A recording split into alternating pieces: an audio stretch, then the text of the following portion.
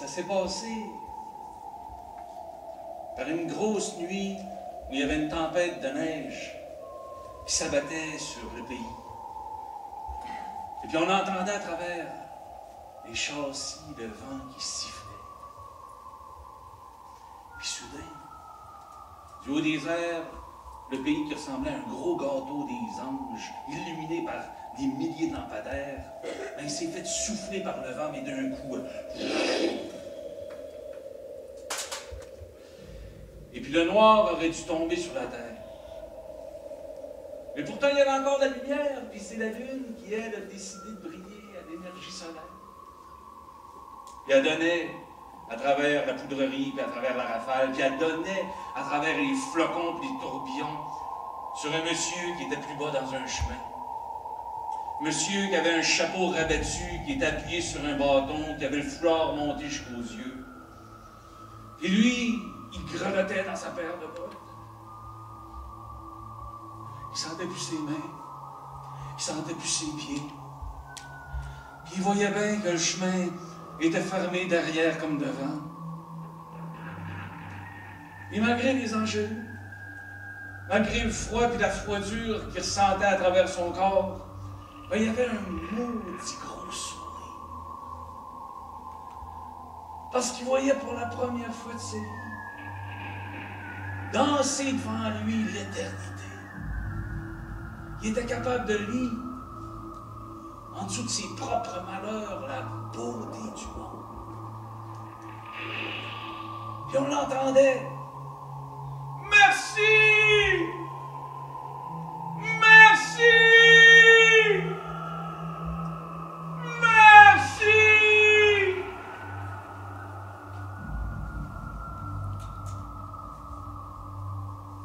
Il s'appuyait sur son bâton en se réchauffant au souvenir de son grand-père. Son grand-père, Lucien Rochette, qui avait été reconnu dans le village comme chasse-misère.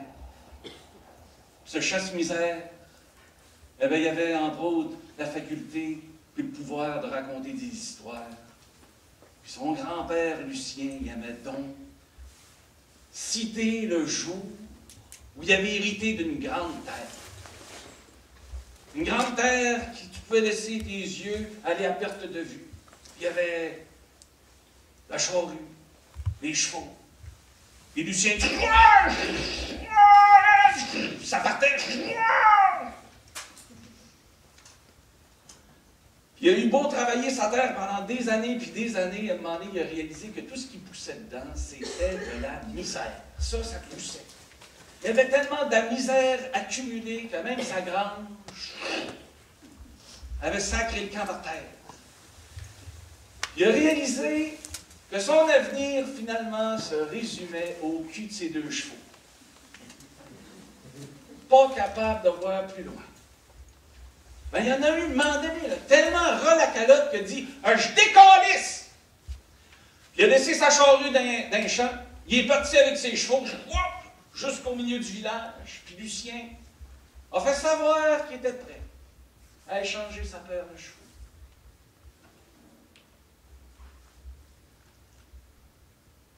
Contre une paire de bottes. Et ça a eu un effet à Saint-Raymond-de-Port-Neuf.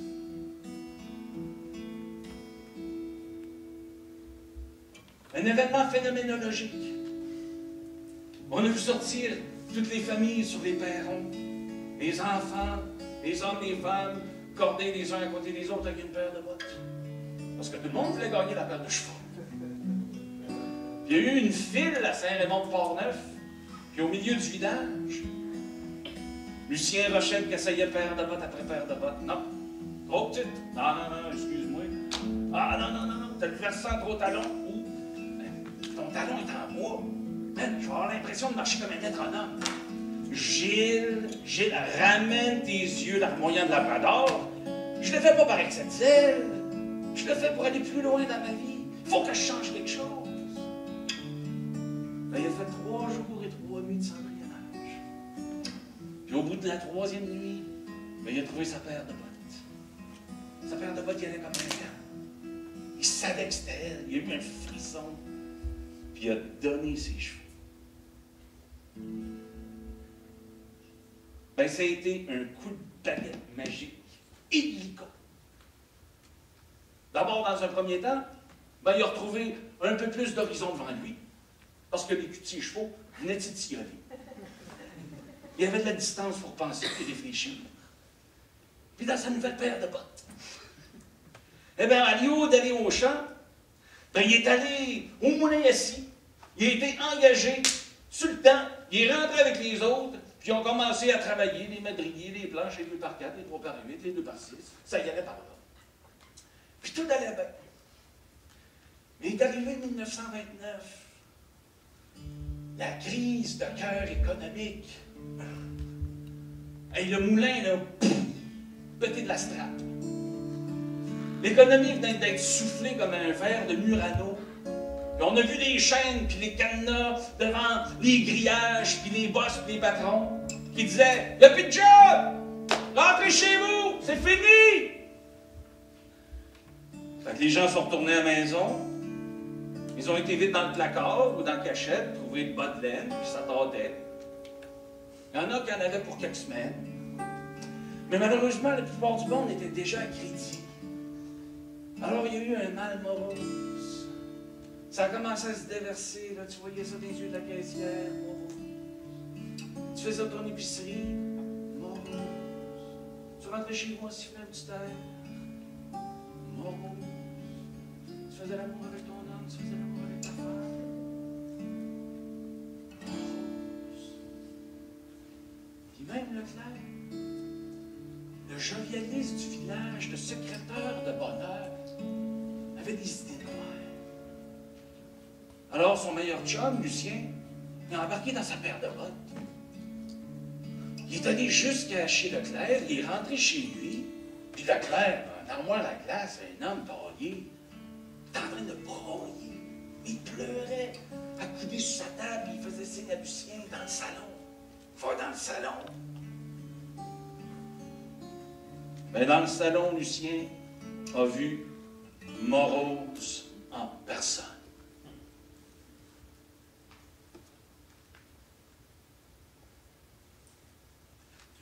Il a fermé les portes. Il s'est installé avec Morose. 3 minutes, 4 secondes. Il y a eu un cri dans la maison. On a senti toutes les portes retentir. On a vu le salon s'ouvrir. Puis Morose est sorti en courant. A traversé la cuisine, a passé à côté de Claire, a ouvert la porte, a slamé ça derrière. Et puis elle a disparu. Hein, l'autre bord d'une clôture de galerie. Puis sur le perron, il y avait Leclerc qui remerciait son chum Lucien en disant « Continue, Lucien, continue. » Des petits miracles comme ça, là. On en a besoin ces temps-ci. Tu nous fais du bien. Fait que Lucien, dans sa paire de bottes, ben, il est rentré à la maison. Et puis le lendemain matin, on a vu sortir, avec les premiers rayons d'or qui tombaient sur la rue principale, la famille Rochette au grand complet. Lucien, bras dessous, devant, avec sa femme, puis derrière, là, il y avait les 11 enfants qui suivaient, avec tambour, trompette, violon, guitare. Ils ont été dans toutes les maisons où se trouvait Morose. Et on voyait la famille Rochette rentrer, essuyer la petite paire de bottes sur le paillasson, puis à l'intérieur, ben, t'avais Lucien qui comptait des contes, qui enfilait des poésies. Il y avait sa femme qui était en train de chanter des chansons sur des mélodies qui étaient grimouillées puis envoyées, alignées avec sa petite famille qui jouait derrière eux. Ben, les gens ont commencé à trouver un sourire qui s'enracinait. On voyait les gens qui commençaient à trouver un espoir. Puis surtout Morose qui angoissait dans le coin parce qu'il n'était plus capable d'avoir une nourriture de peur ou aller se nourrir avec une préoccupation. Fait qu'elle, elle sortait de là, elle était sur le perron, elle avait chaud, elle avait fret, puis t'avais la famille Rochette qui s'en venait à coups de tambour et à coups de trompette. À la fin, Morose était rendu SDF, tellement fatigué qu'elle a sacré le camp et elle a dégardé.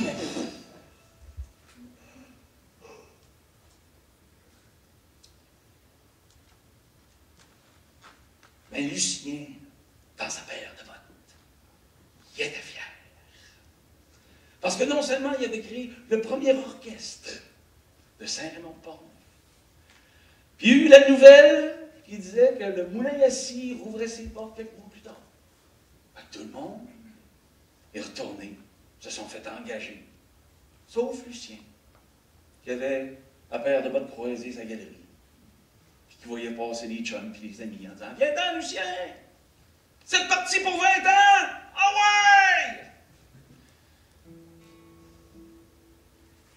Je suis en train de vivre mon rêve, d'avoir du temps à passer avec ma famille, puis de voir pousser des musiciens, puis des poètes.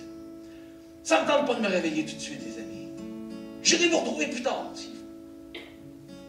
Mais les gens ont tellement été émus que le village a décidé de s'occuper de la famille Rochette, comme la famille Rochette s'est occupée du village pendant la mauvaise passe. La famille n'a jamais manqué de bois, de vêtements, de nourriture. Le cordonnier avait fait 11 petites paires de bottes pour les enfants. Ça a fait un grand pas. Aujourd'hui, il y a un bronze, une belle paire de bottes sculptées à Saint-Raymond-de-Port-Neuf. C'est marqué en l'honneur de Lucien Rochette pour aller plus loin dans la vie.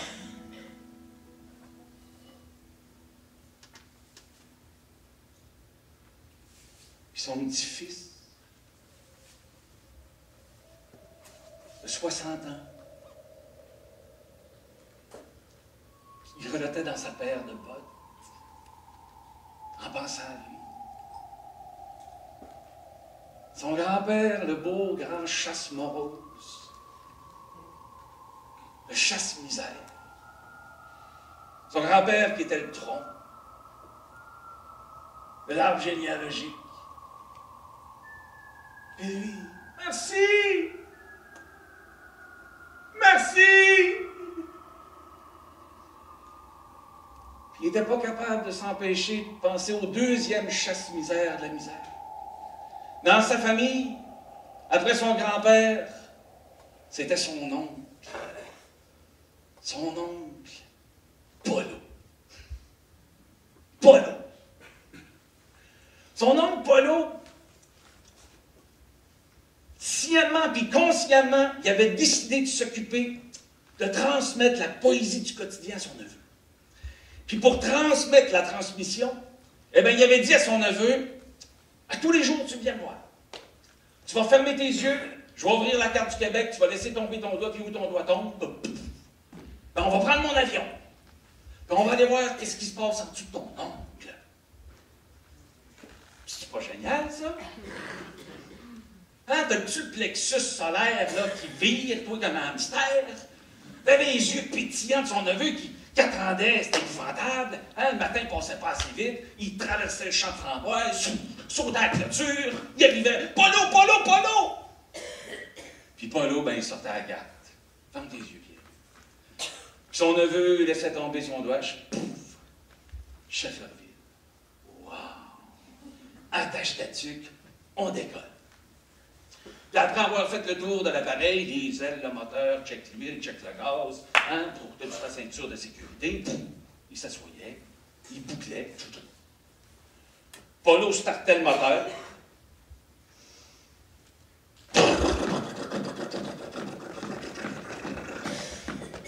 Puis l'hydravion s'avançait sur le lac. Et là, il poussait les moteurs à 2200 tours, ça rugissait.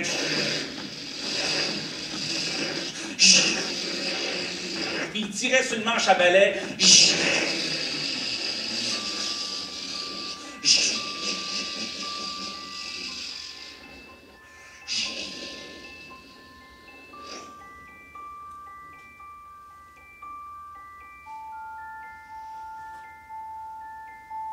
Puis les deux, pendant l'élévation, ils sentaient les 7 chakras s'aligner, là. T'avais un frisson. Puis son neveu Pierrot, là, il sentait de chitouille, là, juste en haut du nombril. Puis ça, il faisait un sourire dans le fond du bedon. Puis son oncle faisait des balais aériens pour faire passer de chitouille de bâbord à tribord.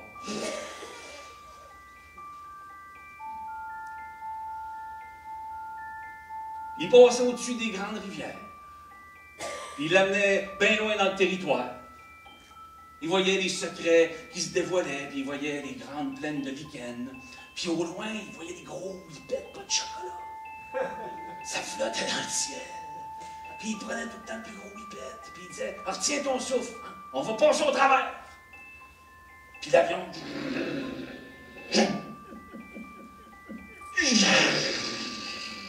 sortait du nuage. Elle venait se poser sur un lac, puis on voyait les deux compères qui se dépêchaient avec des cannes à pêche, hein, de se mettre ses flottes en haut d'un rapide, puis pouf, truite rouge, truite grise, touladi, wananiche, corrigan. Pierrot,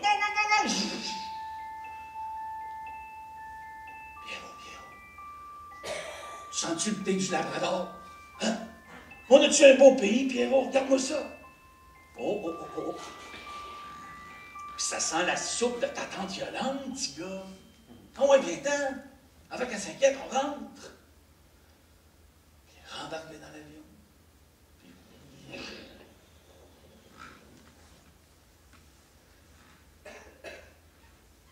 Puis comme de fait, dans la cuisine, il y avait 3 bols de soupe.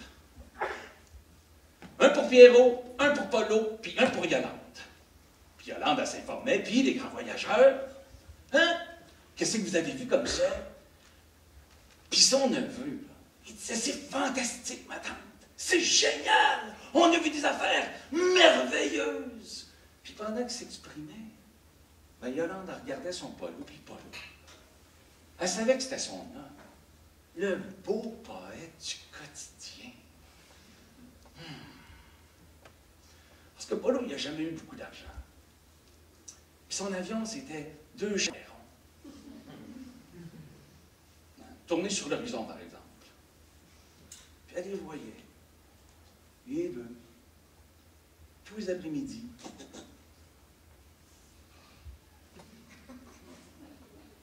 Faire des voyages, mais extraordinaires. La poésie du quotidien. Il est arrivé un après-midi, un accident. Pierrot y arrive, comme d'habitude, traverse le champ de framboise, saute la voiture. Polo, polo! Polo, polo! Ouh! Ça va vite dans la cuisine. Ma tante! Ma tante absente. C'est là qu'il se pète une bulle, tu vois, une bulle d'ennui. Pas prévu. La tente pas comblée. Puis il commence à avoir une petite dépression. Il dépressionne légèrement, mais une petite dépressionnade.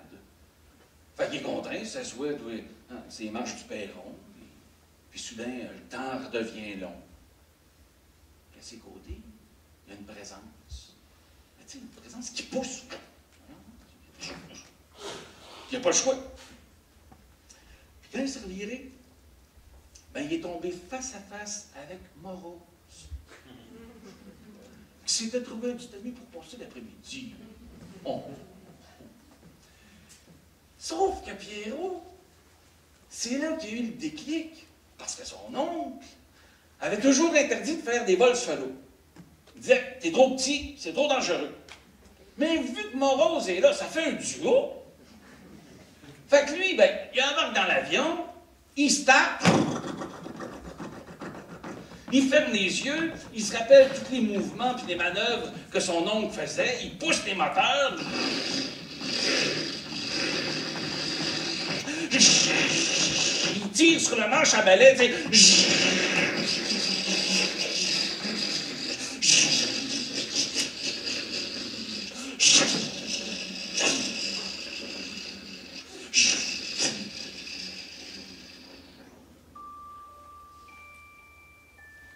Puis il a réussi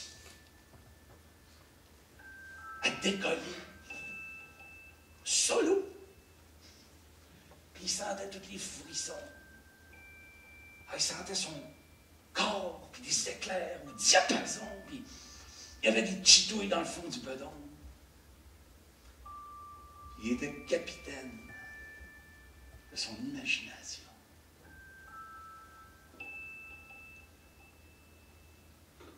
Le manche à balai commençait à donner des coups. Il frappait sur les cadrans parce qu'il voyait la boussole qui était devenue folle. Elle virait comme une toupie.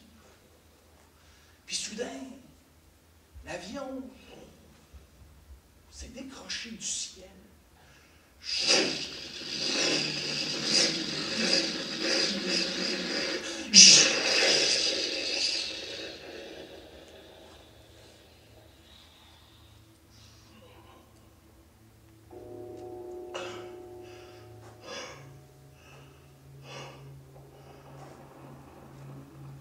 Il s'est retrouvé éjecté de l'appareil.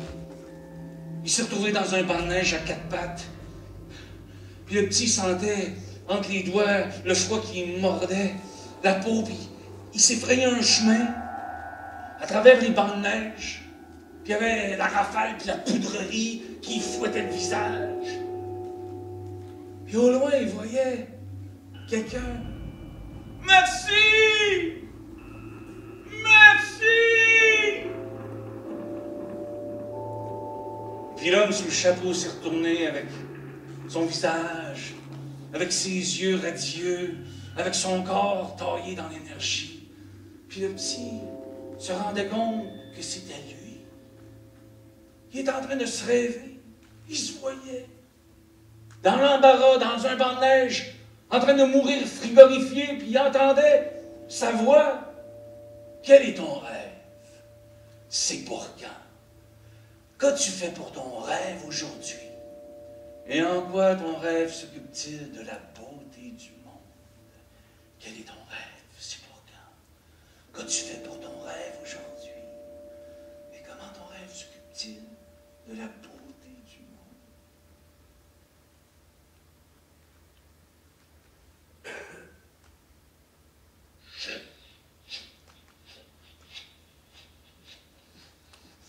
L'ascenseur de l'inconscience. Elle remontait à une vitesse fulgurante. Puis l'hiver s'est dissipé. Puis quand son neveu Pierrot a repris ses esprits, ben, il était étalé de tout son long sur la galerie. Puis l'avion de Polo était tombé sur le côté. Puis il réalisait qu'il avait bel et bien fait un crash. Il s'est humecté le front, il y avait le soleil qui avait frappé ses tempes. Il a replacé l'avion Apollo, direction à l'horizon, pour être sûr et certain que son oncle ne s'en rende pas compte. Puis lui, ben, il a sauté par-dessus la clôture, il a traversé le champ de framboises, il est retourné chez lui à vive allure, puis ce qu'il a vécu là, ça lui a toujours laissé une empreinte dans l'hiver de son âme. Ça a pris bien du temps avant qu'il en parle à quelqu'un. Et bien du temps.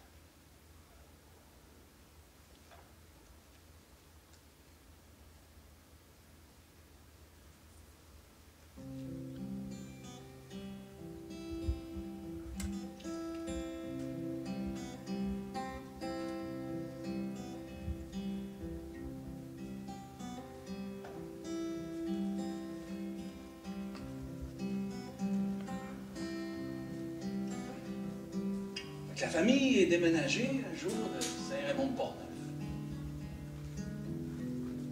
Pierrot a laissé derrière son oncle Polo, son grand-père.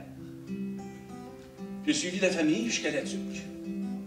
Puis à La Tuque, ben, arrive un anniversaire, puis vu que la musique était bien présente dans leur famille, son père lui a offert une belle guitare. Fait que Pierrot s'en va, s'installe dans une chambre, puis il apprend ses gammes. Il fait ses barres ici renversées, rajoute des septièmes, des neuvièmes, puis il tricote, tu sais, pour avoir de la dextérité, un peu plus de rapidité. Puis le temps passe. Il se retrouve à peu près à 20 ans, toujours avec sa guitare, fidèle. Il se retrouve à Montréal, dans le Vieux. Café Saint-Vincent. Puis lui, ben, il rentre là, pas par hasard, mais il rentre. Puis en rentrant au Café Saint-Vincent, ben, la propriétaire voit ce jeune homme arriver, beau bonhomme, 20 ans, puis elle lui demande « Excusez-moi, garçon, vous venez pour faire l'audition? » Puis lui, ben, oui. Monte sur le tabouret, fait une chanson, termine, débarque la scène, puis la propriétaire du Café Saint-Vincent lui disait « J'en ai vu passer du monde. Non, non, des hommes, des femmes, des jeunes, des nouveaux. Ben, j'en ai vu passer des talentueux, mais vous, là, vous êtes possédés. Par un charisme épouvantable. Revenez la semaine prochaine. Je vais vous assigner devant le public. Si le public vous aime, ils vont vous engager. » Fait que lui, il sort du café, il rentre chez eux, il patiente. La semaine passe, il voit samedi qui tourne le coin chargé par ses grands habits de pluie. Il pleut sur le vieux. Puis lui, tellement nerveux, que lorsqu'il s'est présenté, ben, il se rend compte qu'il a oublié son cahier de chansons. Et le public est là. Il ne peut pas se défiler.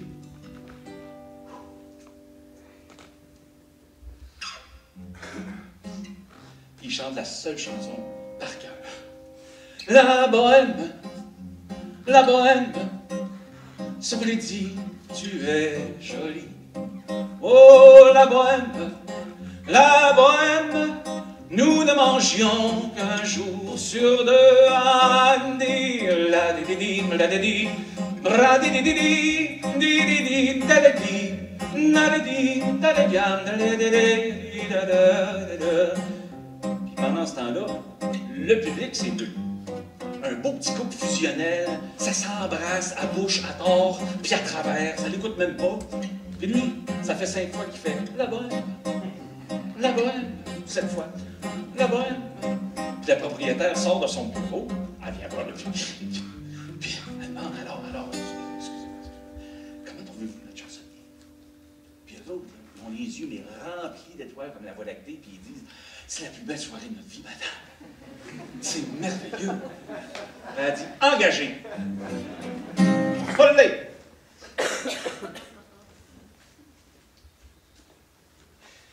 Ben, c'est comme ça que Pierrot Rochette est devenu chansonnier.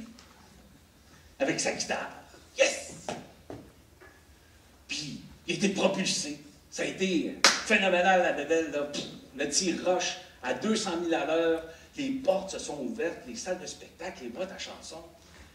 Ça y allait par là. Il a fait des belles chansons, des belles rencontres. Un charisme épouvantable. Il y a eu beaucoup de succès. Il y a eu beaucoup d'argent. Il a vécu de l'argent. Il a vécu de sa guitare. Vécu de son art. Il y a eu une belle voiture, une belle maison, une femme, des enfants. Il y a eu tout. Ça roulait. Mais dans lui, ça ne marchait pas.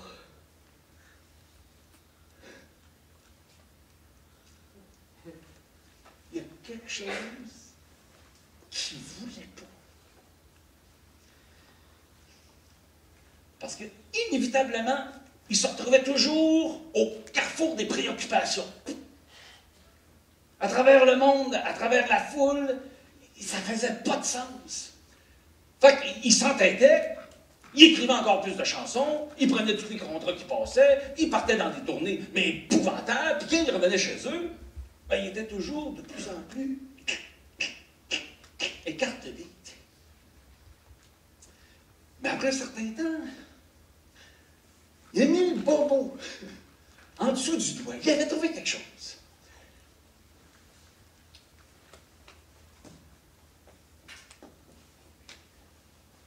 La scène. Trop petite.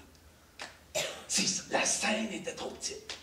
Fait que là, tu lui proposais, je sais pas moi, le stade, tu lui proposais les grandes pays. Il disait non, trop petite. Mais qu'est-ce que tu veux, baptême?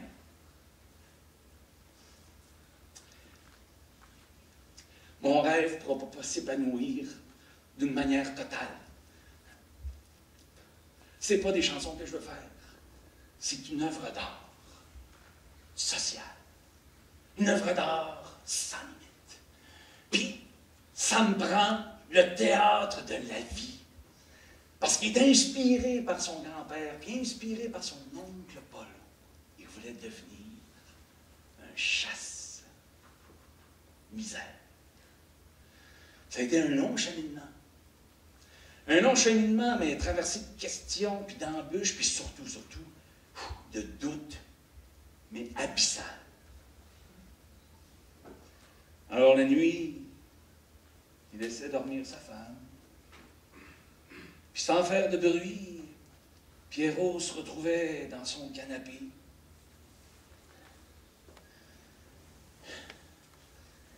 Puis il y avait une boule. Mais une boule d'émotion dans le fond de son plexus solaire. Il en suait, il y en avait des tremblements, il y avait des angoisses qui l'étranglaient, puis surtout, est-ce qu'il était capable? Est-ce qu'il pouvait faire le fameux saut? Puis ça le rendait fou. Ça le rendait fou, il avait l'impression de devenir comme un caribou dans le toundra qui était harcelé par un nuage de mouches. Il a fait comme les animaux. Il s'est sauvé pour sa propre survie. Il a tenté de mettre de la distance entre lui et son rêve. Il espérait que son rêve, à la fin, il l'oublie. Il a couru comme ça, mais la tête baissée dans une direction à travers la toundra de l'humanité. Mais le vertige le reprenait toujours. Parce qu'il s'apercevait bien que sa prison s'étirait au fur et à mesure qu'il s'entêtait, puis que jamais il pourrait trouver la quiétude, que jamais il pourrait trouver du repos puis de la tranquillité. Fait qu'il est allé de burn-out en burn-out brûlé. Il a perdu de l'énergie, il s'est blessé, mais jusque dans le fond de son âme à faire une vie qui n'était pas la sienne. Mais ce qu'il ne savait pas, c'était son rêve. Son rêve qui lui montrait les limites de sa prison. Son rêve qui lui donnait la chance de sauter à chaque fois qu'il était rendu au bout. Puis à chaque fois qu'il se donnait un élan, ben c'était la même chose. c'était toujours trop insuffisant.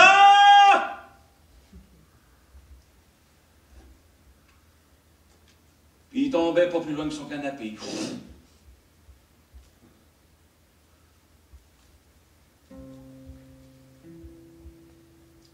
Puis il tirait la couverture de laine.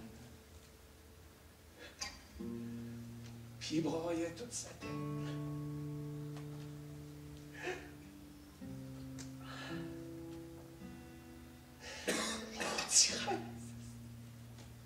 Je t'haïs! Laisse-moi tranquille. C'est fini.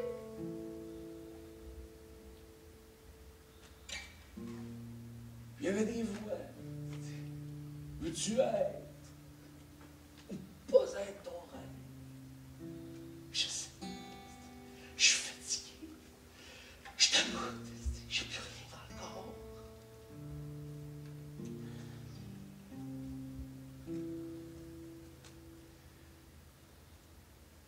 Il se levait de son canapé. Il reprenait sa guitare. Et il décidait de ne pas être.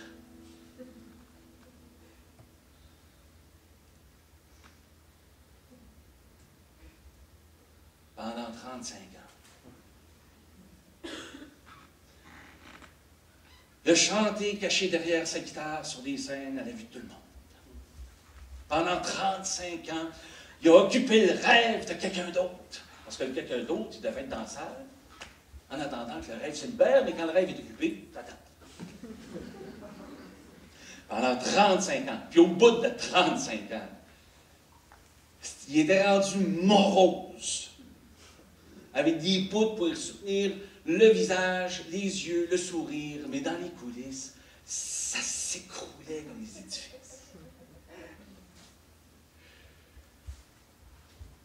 Mais son rêve ne l'a jamais oublié. Malgré toutes les fuites, puis toutes les tapettes qu'il a pu faire, son rêve l'a toujours suivi. On aurait juré que son rêve attendait ça. Ça s'est passé à Sainte-Agathe, à la berge de la Calèche. Puis il y avait une chanson. Il y avait une chanson dans son répertoire. À chaque fois qu'il chantait, sans que les gens s'en rendent compte, il broyait à l'intérieur de lui. Rêver un impossible rêve, porter le chagrin des départs, brûler d'une possible fièvre, partir où personne ne part, aimer jusqu'à la déchirure, aimer même trop, même mal, tenter sans forcer, sans armure, d'atteindre.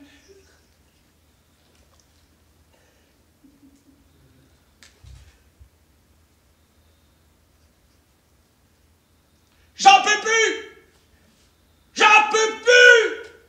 Je décalisse! C'est fini!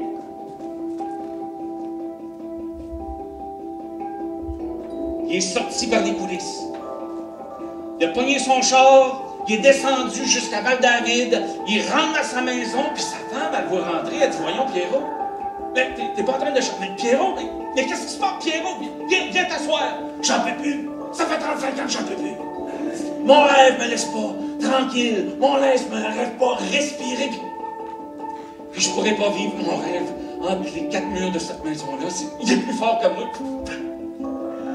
Je suis désolé, mais il va falloir que je le vive. Je vais partir. Mais Pierrot, assis-toi, Pierrot. Ben, ils ont vendu la maison. A reçu sa part, puis lui, la sienne, il l'a donné à une œuvre de charité. Il a donné son char à son meilleur ami. Il a mis son compte de banque à zéro. Il a dilapidé ses fonds de pension. Il ne voulait plus rien posséder pour que plus rien ne possède. Mais quand même, sa femme a appelé son frère. Elle a dit, viens d'abord. Oh, il y a une grosse crise, là. Rameute, grouille. Puis il frère à Pierrot qui rentre dans la cuisine, puis il voit l'autre avec une paire de ciseaux. Pierrot, fais pas ça. Si tu fais ça, Pierrot, tu vas disparaître, OK? Fais pas ça, Pierrot. Je vais disparaître pour toi. Mais je vais apparaître pour d'autres. Pierrot, fais pas ça, t'es malade. T'es malade, tu vas pas bien, c'est tout, puis je change! Pierrot! Qu'est-ce que t'as fait, Pierrot? Ben, il a coupé sa carte de crédit en deux. Esti, de quoi tu vas vivre, Pierrot, sans argent? On va vivre de pas ici. C'est impossible, Pierrot. L'impossible recule devant celui qui avance. Laisse-moi passer, je vais te montrer. Il est rentré dans le champ. Il a fermé la porte. Pendant ce temps-là, son frère s'en va à l'essentiel. Il ramasse du scotch tape. Il fait une chirurgie plastique. Il recolle la carte de crédit. Pierrot, il a ouvert la porte. Puis il est apparu avec un chapeau, un bâton, un manteau, une paire de bottes, sa guitare. Moi, j'ai recollé les morceaux de ma vie. Mon rêve, que j'ai fui pendant 35 ans, puis quand j'ai eu l'audace de le partager avec des amis, je passais pour un perdant. Je passais pour un loser, je passais pour un moins que rien. Ça m'a fait mal, mais tellement mal, que je vais le vivre. Pas dans la prochaine vie, parce qu'il n'y en aura pas d'autre. Puis il est sorti.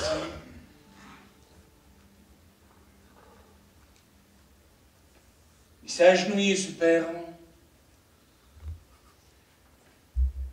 Il y avait toutes les étoiles de Val-David qui scintillaient comme des diamants. Puis lui, il pleurait des larmes épaisses comme du miel. J'abandonne tout!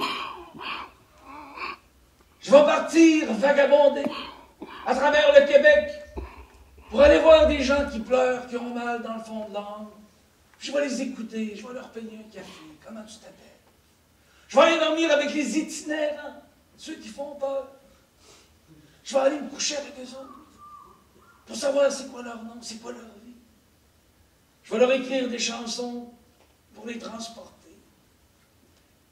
Je vais aussi aller voir des rêveurs et des rêveuses qui ont fait de leur vie une œuvre d'art, qui crée une énergie positive autour d'eux. Et pour tous les rêveurs et les rêveuses, ben, je vais les honorer en leur écrivant personnellement une chanson pour les transporter à travers la province.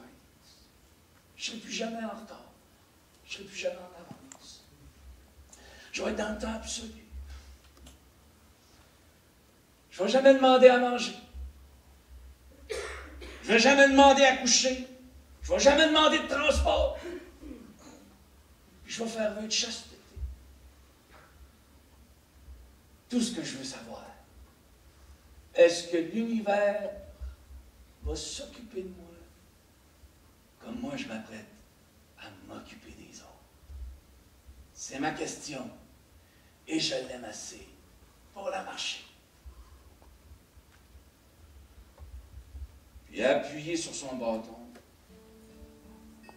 Et au premier pas qu'il a avancé,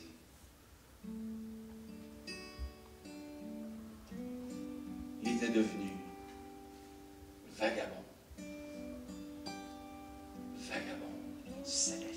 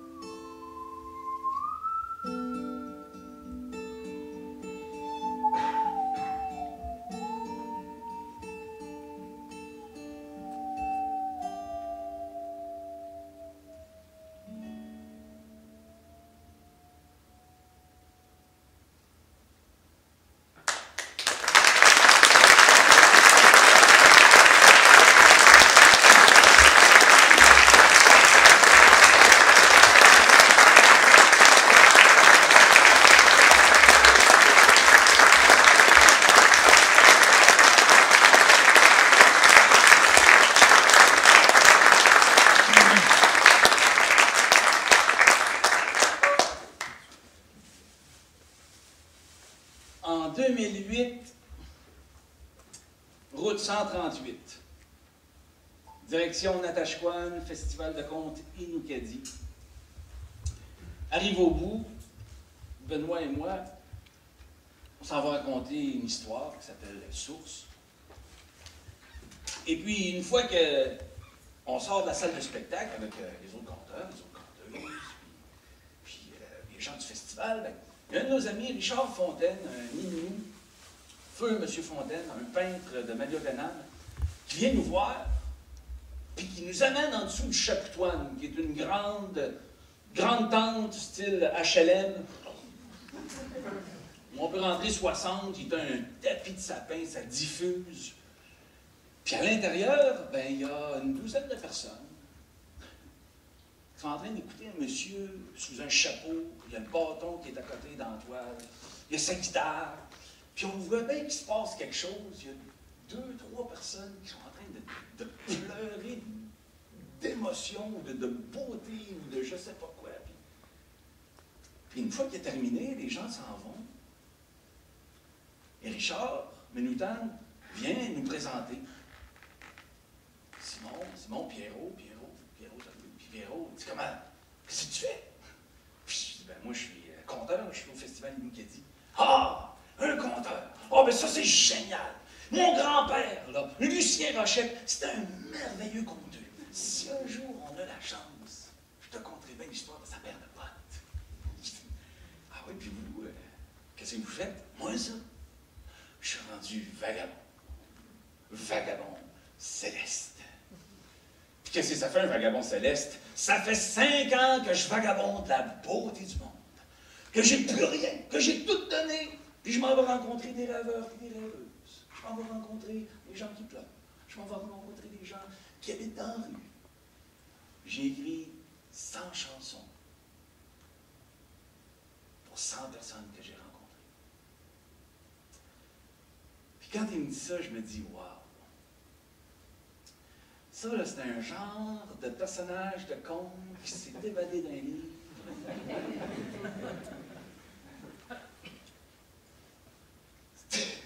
Avec sa grosse barbe, avec ses yeux radieux, avec son chapeau. Il ressemble à un nain de jardin, tu sais. Je me dis, hey, fait que je dis, Pierrot, je vous invite à manger, si ça vous tente, on pourrait continuer à discuter. Ah! C'est une invitation, ça? Je dis oui. Il dit, regarde, moi, j'ai tout abandonné. Moi, là, je suis libre, je suis un homme libre. Il n'y a plus rien qui me retient, je peux dire oui ou je peux dire non. J'accepte. Yes! Fait que j'ai griffonne mon adresse. Puis là, quand j'y donne, il dit, non, je peux pas m'alourdir. Ne serait-ce que d'un papier. Je dis, ben écoute, puis il dit, j'ai pas une bonne mémoire. Ben, ça va dépendre du sort. Fait que j'y donne. Il met sa petite lumière. Il dit, on s'en verra. Puis le festival termine. Fait que Benoît puis moi, ben, on remballe nos affaires. On se fait un beau 1400 km bien compté. On habitait tous les deux Montréal dans le temps. Fait qu'on en revient. Juillet, août, septembre, les couleurs commencent, octobre, puis ça frappe à la porte un vendredi après-midi, puis j'attends personne. Chez nous, dans ma cuisine, je fais mes petites affaires, je descends, j'ouvre la porte, puis dans le cadre de porte, sur ma galerie, je vois mon vagabond qui dit « Salut! J'arrive! » Puis moi, je suis pogné au dépourvu, je dis « Pierrot! » Il dit « Tu m'as invité à manger? » Je suis là! Je dis « Oui. Rentre, donne-moi ton bâton, mets ta guitare là, puis monte les escaliers, puis je veux surtout bien le recevoir. Écoute, je ne sais pas d'où c'est qu'il arrive, fait que je te ramasse un morceau de chevreuil, ramené de la chasse avec mon père, les chanterelles de Tadoussac qu'on a ramassées, j'envoie des oignons dans la poêle de fonte, je mets du beurre, je envoie à feu vif, commence à caraméliser, puis ça sentait bon, là, tu sais. Et lui, ben, je le voyais, tu sais, du coin de l'œil, sortir de son sac son cahier de chansons. Il le dépose sur ma table. Là, je me dis, wow. Trésor national. C'est dans un petit cahier Canada, à 42 cents, à procure en spécial. Fait qu'il me dit, pendant que tu prépares le repas, je vais te chanter une chanson d'un jeune garçon que j'ai rencontré à Port-Cartier, qui sortait de prison. Il ne savait plus où aller. Puis j'ai dit, ben c'est parfait, moi non plus. Ma liberté, une nuit, un orage, un jeune pousseux que j'ai connu sa boue, à 25 ans, il a perdu son courage. J'ai 58, c'est pas grave, un naufrage. L'un comme l'autre, pas de sac de couchage, rien à manger, une chance que ma gourde est pleine. Le jeune mal aux pieds, je le vois dans son visage. Il va pleuvoir, il est glacé dans les veines. Que je lui dis, suffit d'une allumette pour enflammer ma vie. Je rêve d'une conquête, d'un grand feu sous ma pluie. D'un grand feu sous ma pluie. Ma liberté, une nuit, un orage. Au petit matin, je suis complètement crevé. Il mouille encore, mon feu est presque mort. Le jeune se lève, il est comme énergisé. Fonce dans le bois, casse des gros branchages. Il est en pleine forme, son feu monte au visage. Sèche mon linge, lui son manque de courage. Me serre la main, il reprend son chemin.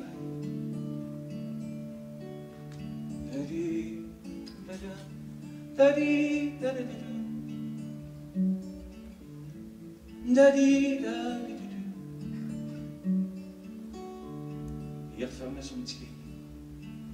Il enlevait sa petite paire de loups.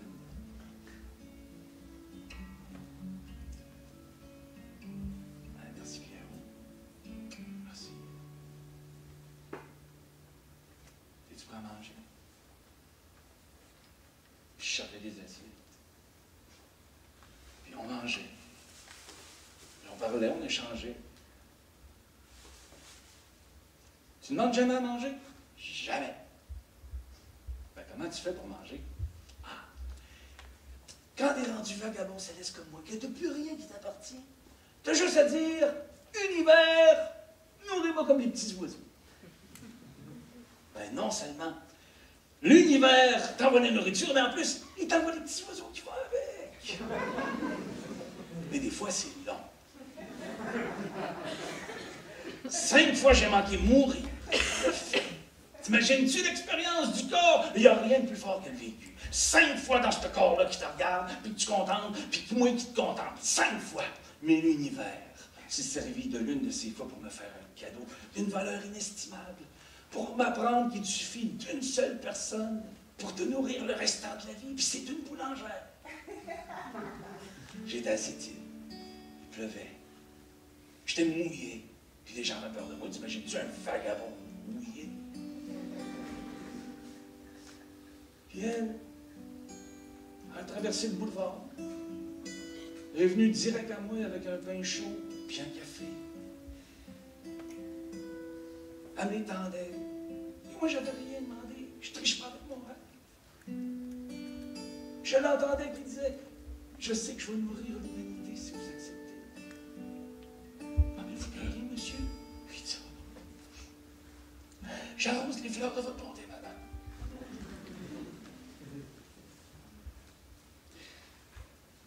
Mais pour toutes les fois où j'ai eu faim, jamais tu vas manger aussi bien que moi.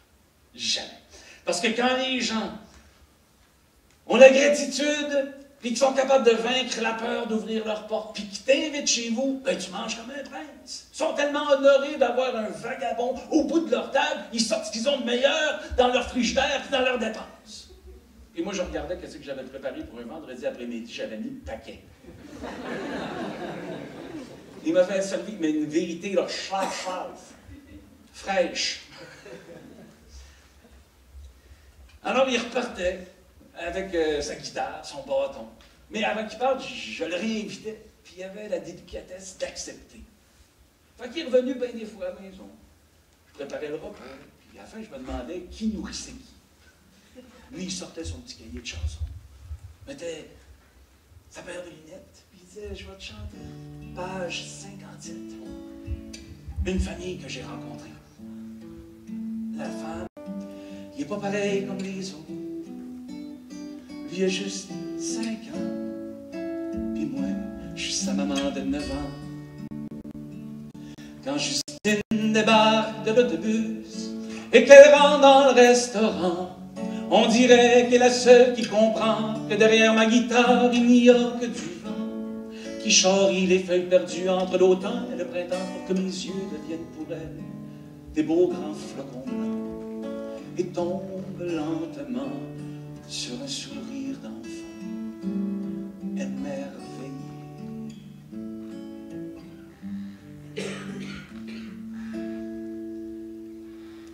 Quand t'as rien de tout, c'est bien épeurant, c'est bien effrayant.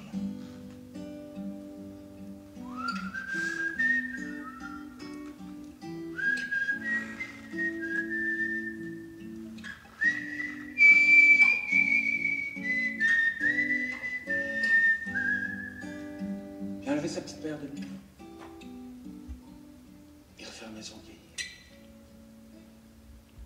Il avait l'air d'un beau grand soleil au bout de ma table. Puis il s'est levé un après-midi. Simon! Simon! Simon! Simon! Simon! Simon! Ça te tente-tu de venir vagabonder avec moi? Non. Non, non, non, non, Pierrot, j'ai des affaires à faire. Ah! Les affaires, c'est des affaires. Il dit, moi aussi, j'en ai fait plein d'affaires. Non, mais Pierrot, j'ai pas le temps. Si le temps. Je te comprends, là. Je te comprends. Puis il a filé, là, mais comme un voleur. Hein? Il reprend son bâton, il reprend son chapeau, envoie la guitare à l'épaule, son sac, son cahier de chansons, sa paire de bottes, il descend sur mon perron. Moi, je le suis, un petit peu à la remorque. Puis je dis, Pierrot, c'est aussi tu t'en vas? Oui, ça. Je sais pas. Mais il y a quelqu'un qui pleure. Il y a une femme ou il y a un homme qu'il faut que je rencontre, peut-être un rêveur. Si je pars, c'est pas parce que je t'aime pas. Mais il faut que je parte. Salut. Puis mon vagabond, je suis en train de me l'approprier, tu sais. Il est parti, fait que je rentre dans mon appart. J'ai un genre d'ouragan interne qui a viré les cordes à l'envers. Je m'en vais me coucher, je me réveille le lendemain matin, première préoccupation, première idée qui émerge, il est où? Il va-tu bien? Y a-tu rencontré des bonnes personnes? Y a-tu un toit? Y a-tu faim? Y a-tu froid? Où est-ce que tu lui? Mon vagabond, il était quelque part dans un chemin de travers au Québec, à marcher. Pour toutes les arbres qu'il voyait le long de sa route, il y en a un méchant paquet. Puis il chantait, c'est sûr, hein?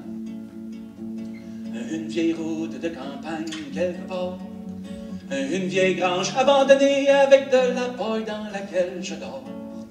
Encore. Oh, il n'y a personne, il n'y a pas de bruit, il n'y a que l'aurore qui s'approche de mon corps. Réveille-toi, mon ami, la route t'appelle, la brume est belle. Tu vas claquer un peu des dents. La fin de septembre surprend. Même les vagabonds milliardaires de leur temps. Il a marché comme ça des milliers de kilomètres. Il s'en allait la 10, la 20, la 30, la 138, la 175, la petite route de campagne, puis il voyait que son bâton rapetissait de 2 cm par mois. C'est une science. Puis il faisait pas de pouce. Puis pourtant, il y avait des voitures qui arrêtaient, sans qu'il l'ait demandé. Puis il avait l'impression que c'était l'univers qui le portait et qui le transportait. Quand tout donné à part de vieille guitare, que tu te retrouves dans un beau char qui sent ta paille parce que ton corps sent ta bataille contre la grisaille. Ah, un bon repas dans un condo, une belle famille, c'est merveilleux. Réveille-toi, mon ami, la route t'appelle, la brume est belle. Tu vas claquer un peu des dents. La fin de septembre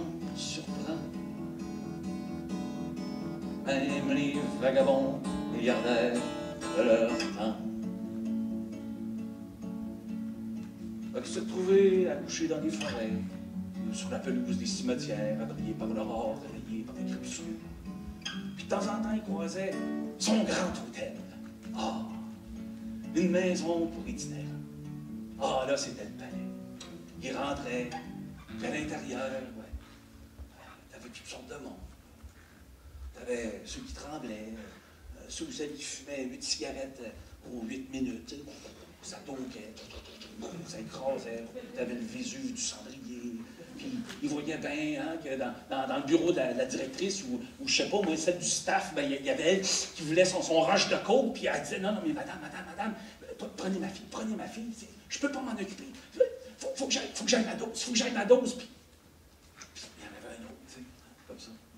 J'en peux plus.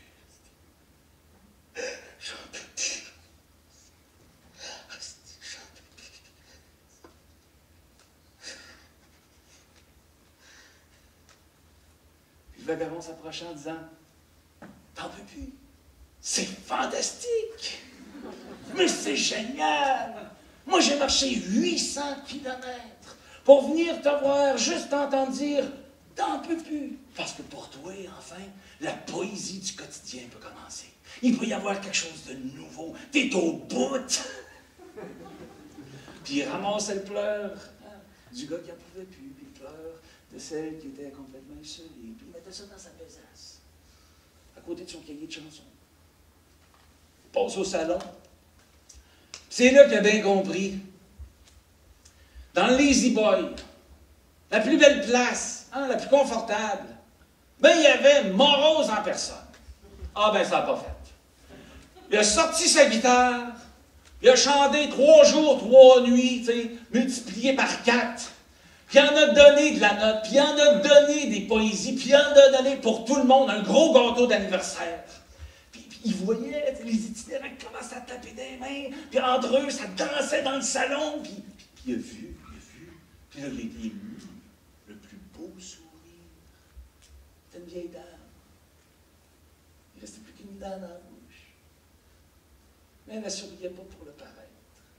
Ah, il l'a vu sourire de tout son être.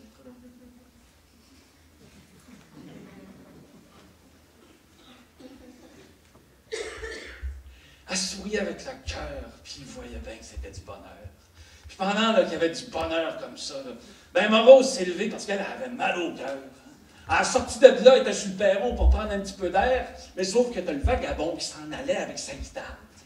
Puis Morose, là, elle a sacré le camp. Puis sur le perron, le vagabond, il était fier. Fier d'être devenu un chasse-misère. Il était convaincu. Et au petit matin, on entendait « Le vagabond a disparu! Le vagabond est parti! » Et lui, ben, il y avait la route en dessous de ses pieds, son porton. Il vagabondait la beauté du monde. Il voyait se déployer dans toutes les feuilles qui croisaient, dans tous les arbres. Il vivait son rêve de redonner de l'espoir. Son rêve le fait traverser les irritants du quotidien. Il dit ça, c'est le pire. Il y a des familles qui ne se parlent plus, il y a des meilleurs amis qui sont en conflit. Il y a des pays et des nations qui vont se confronter parce qu'ils ont oublié de s'occuper des irritants. Puis même lui qui marchait, à un moment donné, fouah, sur le bord de la 138, plus capable d'avancer, parce qu'il avait négligé un petit irritant. Il enlève sa paire de bottes, enlève sa paire de bottes, puis en dessous de ses pieds, 600 watts d'ampoule. Blessé, plus capable d'avancer. Un vagabond, pas capable de marcher. Fait qu'il a été contraint, mais comme c'est un chasse-misère, il ne peut pas commencer à s'apitoyer comme sport national hein, sur soi-même. Il n'a pas le droit. Alors lui, ben, il voyait bien que c'était l'univers qui envoyait un message clair comme de l'eau de roche. Il dit la prochaine personne, tu n'as même plus besoin de marcher. Ça va se passer là. Bouge plus. Fait qu'il est tombé en oraison, le long de la 138, puis il fait pas de pouce. Lui, il y a des voitures qui passent, pour la centaine de chars qui passent, il y en a un qui arrête. Il veut y aller. Hein? Il a le réflexe, mais l'univers, il rappelle, bouge pas. Il fait un pas. Le miracle va se passer. Tu n'as plus besoin de rien faire. Puis le miracle a opéré. Le char s'est mis sur le reculon. Il a reculé 100 mètres. Il a arrêté devant le vagabond. Il a juste eu à tirer le bras, ouvrir la porte, mettre son stock derrière. Et à l'intérieur, il y avait une femme qui serrait le volant de cuir. Elle avait les yeux rouges d'avoir pleuré. J'ai compris, cette femme-là, ça faisait 3 jours qu'elle roulait. Elle était blessée parce qu'elle venait de perdre son père. Là, elle savait plus où aller. Ils se sont rien dit. Ils ont filé dans la nuit. Je le revoyais encore à ma table. Il m'a chanté page 62. On s'était rencontrés un soir dans la forêt, à dormir dans ton char dans le noir, en secret, tout épuisé, désespéré, le cœur en 1000 morceaux brisés. T'as eu besoin de misère, rien de misère.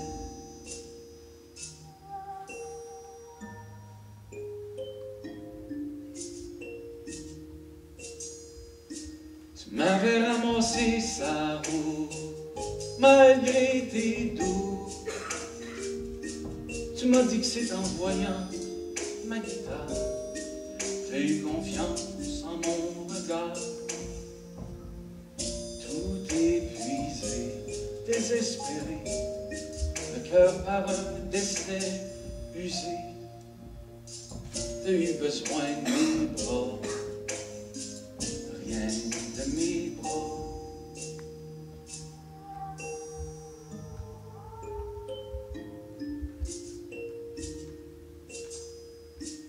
Il n'y avait tellement pas de place dans le champ, entre les deux bords,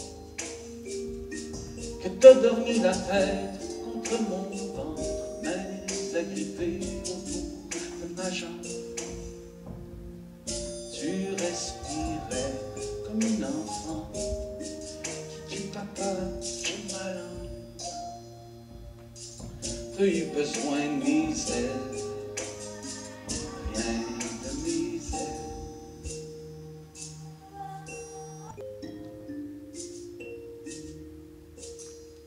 Il serrait bien fort dans le champ.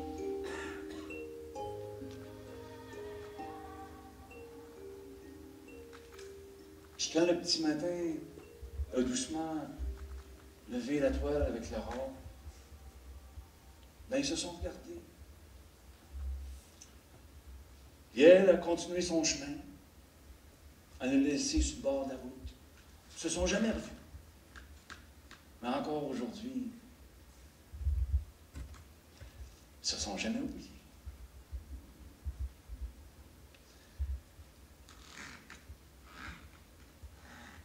Puis j'y avais demandé, c'est quoi un vagabond céleste? Un vagabond céleste. C'est un poêle à bois dans l'hiver des questions sans réponse, mon gars. Puis un soir, il me raconte dans ma cuisine. Je me suis fait rattraper par une tempête. Le chemin bord en bord. J'étais frigorifié. J'étais plus capable d'avancer. Je sentais plus mes pieds, je sentais plus mes mains. Je grelottais dans ma paire de bottes. Puis malgré la douleur et les engelures, je voyais danser devant moi l'éternité. Puis les heures, je les voyais bouger. Et je les ai vus doucement pencher leurs cimes, et avec leurs branches sortir sortir de la neige puis du sol leurs racines. Ils ont défilé, mais pendant tout le petit matin. Puis je les entendais dire merci d'être là. Parce que toi aussi, tu es un arbre. Toi aussi, tu portes des fruits. Toi aussi, tu nourris le monde. Puis toi aussi, tu peux te dépasser. Pour tous ceux et celles qui sont plus capables d'avancer dans leur propre vie. Puis le souffle de la rafale, puis le souffle de la poudrerie a été transporté par l'univers, puis l'univers lui a donné une poussée, puis le vagabond a rabattu son chapeau. Puis comme les arbres, il a sorti du sol ses racines, puis il a donné de l'épaule contre la nébuleuse, puis il a marché des dizaines de kilomètres. Il était capable de rejoindre un village, puis dans une maison, on l'a vu passer. On lui a fait signe de rentrer. Il était couché. L'hiver l'avait transpercé, puis vite on l'a nourri, on l'a réchauffé, on l'a encouverté. Puis tout ce qu'il était capable de dire, c'était merci. Merci. Puis quelques semaines après, il a senti la santé revenir. C'était au mois de février. La neige tombait encore dehors par un beau -20. Puis il a dit à la famille qui l'avait accueilli, vous m'avez réchauffé, vous m'avez donné ce que de meilleur a l'humanité, puis à soir, le vagabond est en pleine forme, puis je vais partir. Mais si je pars, c'est pas parce que je vous aime pas. C'est de cette manière que je traverserai l'éternité.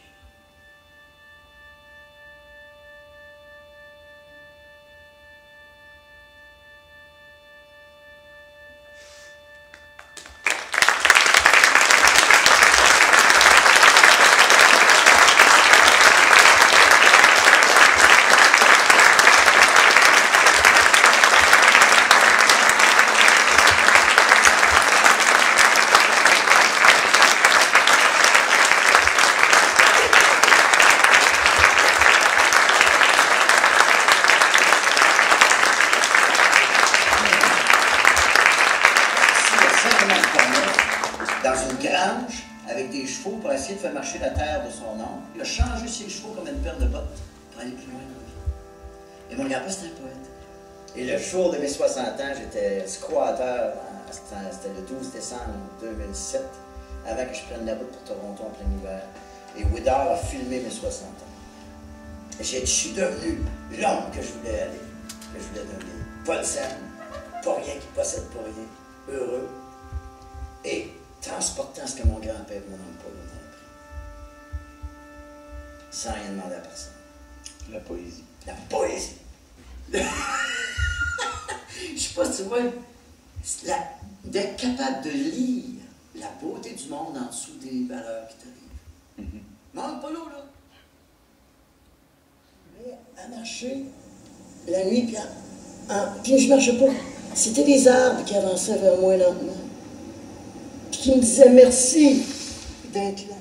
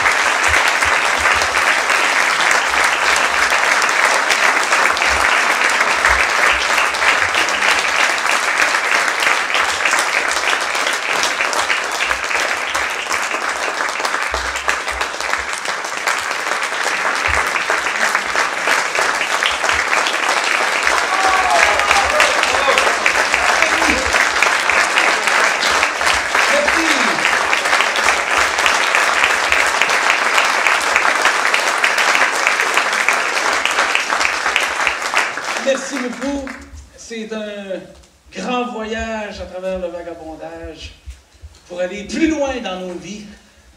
Et aussi, on tient à souligner des grands connaisseurs qui ont, non pas, mais qui ont l'Université de la vie, qui sont ici avec nous autres ce soir, 5 camelots du journal L'Itinéraire, excusez-moi, L'Itinéraire, qui sont ici quelque part. Merci beaucoup. Des journalistes de l'Espérance. Et colporteur de bonheur, colporteur de beauté du monde. Monsieur Pierrot Rochette est en pleine forme, il vagabonde toujours la beauté du monde à 66 ans. Et puis, comme il dit, c'est surtout pour aller plus loin, dans l'hiver de nos propres vies. Alors, merci au Festival de contes, Festival interculturel du conte de Montréal qui nous accueille, qui bat son plein. Et puis, si vous voulez, on peut vous faire une dernière chanson. Oui.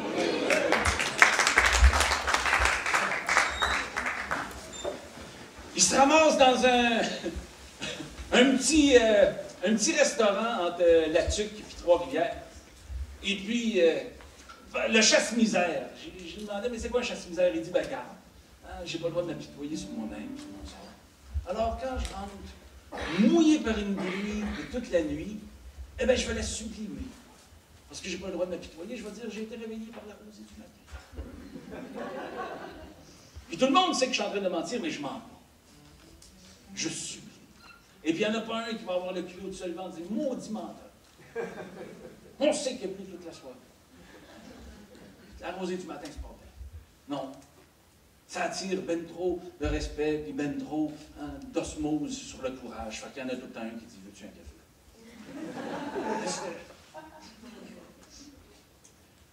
Où c'est que tu dors? Dans mon hôtel 5 étoiles et plus. Puis tous les matins, je me réveille dans une carte postale. Et alors qu'il est dans un petit café, il y a un camionneur. Puis son camionneur parle de sa femme. Comme il l'aime, comme elle est belle, comme elle est importante. Puis il demande, coudonc, tu lui dis-tu des fois?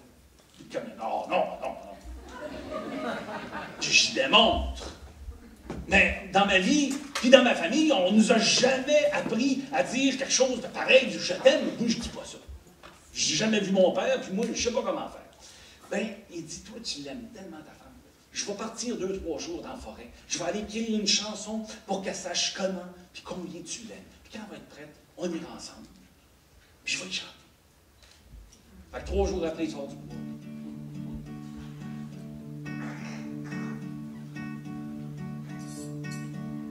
Je suis sur le camion 60 heures par semaine.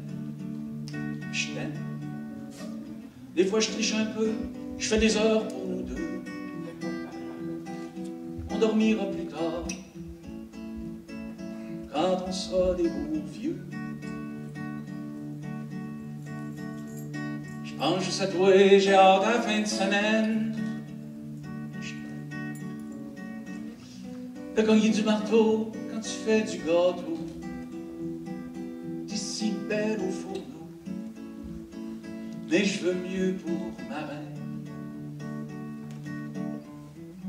Suffit que tu me dises que tu veux changer la cuisine, enlever le comptoir en mélamine, pour que la route entre la Tuque et Trois-Rivières soit la plus belle de l'univers. Je dors dans le camion 4 nuits par semaine. 3 heures du matin, réveillé par la faim. Mon petit lit dans la cabine, mais ben trop grand pour rien. J'ai des idées pour la salle à manger. J'ai hâte d'en jaser autour d'un bon café. J'ai acheté des livres, ce que tu m'avais Suffit que tu me dises que tu veux changer la cuisine, enlever le comptoir en mélamine, pour que la route entre la Tuque et Trois-Rivières soit la plus belle de l'hiver. Je suis sur le camion quand la neige a de la peine, mais je t'aime. Quand le vent trop jaloux la garoche entre mes roues, j'ai autour du cibi un vieux chapelet jauni. Tu me l'as donné en pleurant comme une folle, parce que t'es bien croyante, puis que t'as peur quand il vent. Asseoir ton camionneur entrera du bonheur. Suffit que tu me dises que c'est bien plus beau dans ta cuisine, parce que mes bras en mélamine te lèvent des airs entre la Tuque et Trois-Rivières. Toi la plus belle de l'univers. Suffit que tu me dises que c'est bien plus beau dans ta cuisine, parce que mes bras en mélamine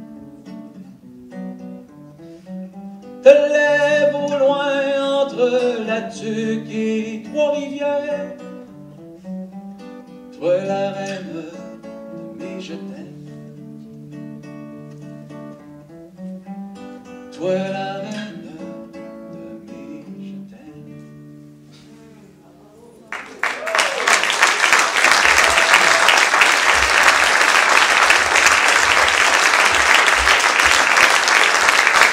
Merci.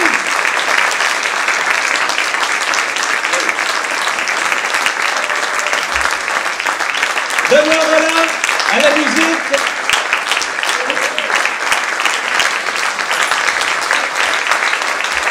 Les paroles, les chansons sont de Pierrot Rochette sur Vagabond Céleste. Et nous, on vous souhaite une bonne fin pour aller